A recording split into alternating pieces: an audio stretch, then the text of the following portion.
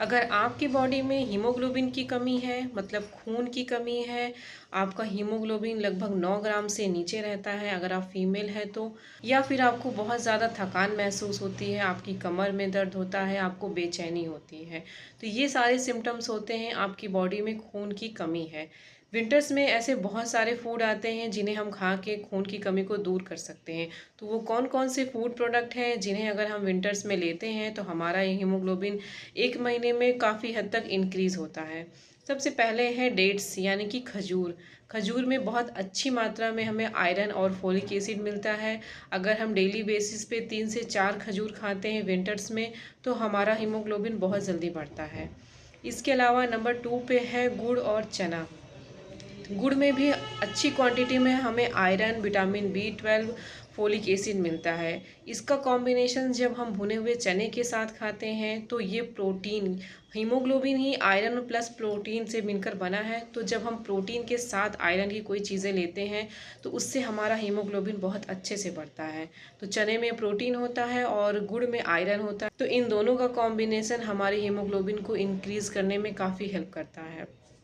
जितनी भी dark green leafy vegetables आती हैं विंटर्स में, हर तरह के साग आते हैं, सरसों का, पालक है, मेथी, बथुआ, ये सारे साग में हमें अच्छी क्वांटिटी में आयरन मिलता है। आप चाहें तो डेली कोई एक साग खा सकते हैं या फिर आप चाहें तो इन्हें उबाल कर इनका पानी भी पी सकते हैं। इससे भी आपके बॉडी में खून का लेवल बहुत जल्दी इंक्रीज होता है। इसके अलावा चुकंदर, गाजर, अनार, इन सारे फलों को अगर आप खाते हैं ये भी आपके खून को बढ़ाने में काफ़ी हेल्प करते हैं।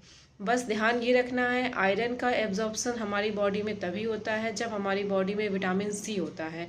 तो आपको डेली बेसिस पे कोई एक खट्टे फल ज़रूर खाने हैं। आप चाहें तो नींबू पानी पी सकते हैं, आंवला, अमरूद, संतरा, मौसमी, कीवी, इन सारे फलों में से कोई भी एक फल डेली बेसिस पे आप ज़रूर खाएं। सबसे इम्पॉर्टेंट चीज़ एक और है, जो भी आप जिस बर्तन में खाना बनाते हैं वो भी हमारे लिए बहुत मैटर करता है। अगर आप लोहे की बनी हुई कढ़ाई में सब्ज़ी खाते हैं तो इससे भी हमें काफ़ी हद तक आयरन मिलता है जो हमारी बॉडी में हीमोग्लोबिन के लेवल को मेंटेन रखता है। तो आप लोहे की बनी हुई कढ़ाई में सब्ज़ी खाएं और जो भी सब्ज़ियां आप खा रहे हैं उन्हें कोशिश करें पहले एक बार धुल लें उसके बाद काटें। हम ऐसा करते हैं कि अच्छे से काट के फिर धुलते हैं तो उसके जितने न्यूट्रिएंट होते हैं काफ़ी हद तक लॉस हो जाते हैं, जिन्हें अगर हम खाते भी हैं तो हमें उतना फ़ायदा नहीं मिलता जितना मिलना चाहिए। और दूसरी चीज़ कि हम जो भी हमारा कुकिंग मेथड है वो भी बहुत मैटर करता है। अगर हम खाने को बहुत तेज़ आंच में पकाते हैं या फिर खोल के पकाते हैं फिर भी उसके सारे न्यूट्रिएंट उड़ जाते हैं या फिर लॉस हो जाते हैं, जिन्हें खाने से उतना फ़ायदा नहीं मिलता जितना हमें मिलना चाहिए।